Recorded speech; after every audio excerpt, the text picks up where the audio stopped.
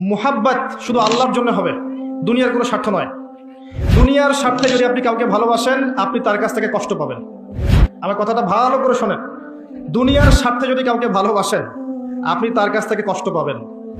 আল্লাহর জন্য যদি করেন, আপনি কষ্ট পাবেন না। আপনি আল্লাহর জন্য করছেন, আপনি আল্লাহর জন্য স্ত্রীকে খাওয়াচ্ছেন, মহব্বত করছেন, তার হক আদায় করছেন, সন্তানের হক আদায় করছেন। এখন এই সন্তান যদি বড় হয়ে বলে তোমাকে চিনি না, আপনি কষ্ট পাবেন না, কারণ আপনি আল্লাহর জন্য করছেন। এই স্ত্রী যদি কোনোদিন বলে তোমার কাছে কিছুই পেলাম না, সারা জীবন তুমি আমাকে কষ্টই দিয়ে গেলা, আপনার কষ্ট লাগবে না, কারণ আপনি জানেন আপনি আল্লাহর জন্য করেছেন। দুই রকম ভালোবাসা হয়, আল্লাহর জন্য আর মানুষের জন্য। যদি আপনি আল্লাহর জন্য মহব্বত করতে পারেন, আপনার পিতা, আপনার মাতাকে, আপনার স্ত্রী সন্তানকে বা দিনী ভাই বোনদেরকে, আপনি কষ্ট পাবেন না। কারণ আমি অনেক দিন বলেছি, আর আপনাদের এখানেই একটা খুতবায় কোনোদিন বলেছিলাম অনেক দিন আগে, যে মানুষ মানুষের অবস্থানকে ভালোবাসে, মানুষ মানুষের অবস্থানকে ভালোবাসে, আর প্রকৃত মানব সত্তাকে ভালোবাসেন শুধু আল্লাহ রাব্বুল আলামিন। আপনি পাপ করলেও আল্লাহ পাক আপনাকে ধ্বংস করে দিচ্ছেন না, এটা ভালোবাসার পরিচয়। আর পুণ্য করলে তো আল্লাহ পাক অবশ্যই আপনার মর্যাদা বাড়িয়ে দিবেন। সো আল্লাহর জন্য ভালোবাসেন, আপনি কষ্ট পাবেন না। আর আমি বলেছি একটা কথা, আবারও বলি, যার যার হক তাকে তাকে দিয়ে দেন দুনিয়ায়, নিজের হক আল্লাহর কাছে চান, আপনি সুখে থাকবেন। আপনি মানুষের কাছে আশা করতে গেলেই কষ্ট পাবেন।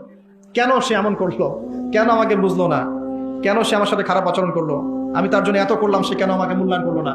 আপনি কখনই কষ্ট পাবেন যখন কারোর কাছে কিছু আশা করছেন। আশা করেন না আল্লাহ ছাড়া কারোর কাছে, আপনি কষ্ট পাবেন না। কথাগুলো খুব ভিতর থেকে বলছি। আমার বয়স আপনাদের চেয়ে হয়তো কম, অনেক ক্ষেত্রে আমার বয়স আপনাদের চেয়ে কম, কিন্তু এগুলো আমার এই 30 বছর জীবনের উপলব্ধি। শুধু আল্লাহর হয়ে যান, আল্লাহর জন্য নিজেকে খালেস করে দেন। ইব্রাহিম আলাইহিস সালামের মতো, ইন্না সলাতি ওয়া নুসুকি ওয়া মাহইয়ায়া ওয়া মামাতি লিল্লাহি রাব্বিল আলামিন। আমার জীবন, আমার মরণ, আমার সালাত, আমার স্যাক্রিফাইস সব আল্লাহর জন্য। দেখবেন আপনি কষ্ট পাবেন না, এবং আল্লাহর সাথে আপনার একটা ঐশ্বরিক সম্পর্ক হবে। আপনি আল্লাহকে ফিল করতে পারবেন, আল্লাহ আপনার সাথে আছে। নিজের জুতার ফিতা প্রয়োজন হলেও আল্লাহর কাছে চাইবেন, দেখবেন আল্লাহকে আপনি কাছে পাবেন। যা প্রয়োজন আল্লাহর কাছে চান, আল্লাহকে আপনি কাছে পাবেন। আমার জীবনে এমনও হয়েছে, এগুলা বললে আবার বলেন না যে পীর মুরিদির কেরামতি বলছি, বিষয়টা এমন নয়, এটা আল্লাহর মারিফত।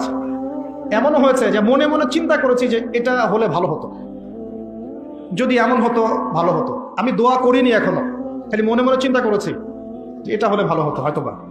বাসায় গিয়ে দেখেছি ওটা আমার সামনে হাজির। একদিন দুই দিন নয়, আমার জীবনে অনেক দিন এমন ঘটনা ঘটেছে। আপনি আল্লাহর হয়ে যান, নিজেকে আল্লাহর জন্য ওয়াকফ করে দেন, আল্লাহ আপনার হয়ে যাবে ইনশাআল্লাহ। ইনশাআল্লাহ সাক্ষাৎ মৌত এর হাত থেকে আল্লাহ পাক আপনাকে বের করে আনতে পারবেন। সাক্ষাৎ মৌত এটা আল্লাহ পারেন। অতএব আল্লাহর জন্য নিজেকে খালেস করে দেন। আর বাকি যা আছে, আমাদের স্ত্রী আছে, সন্তান আছে, পিতামাতা আছে, আমাদের আত্মীয় স্বজন আছে, বন্ধু বান্ধব, প্রতিবেশী আছে, জনগণ আছে, রাষ্ট্র আছে, সবার হক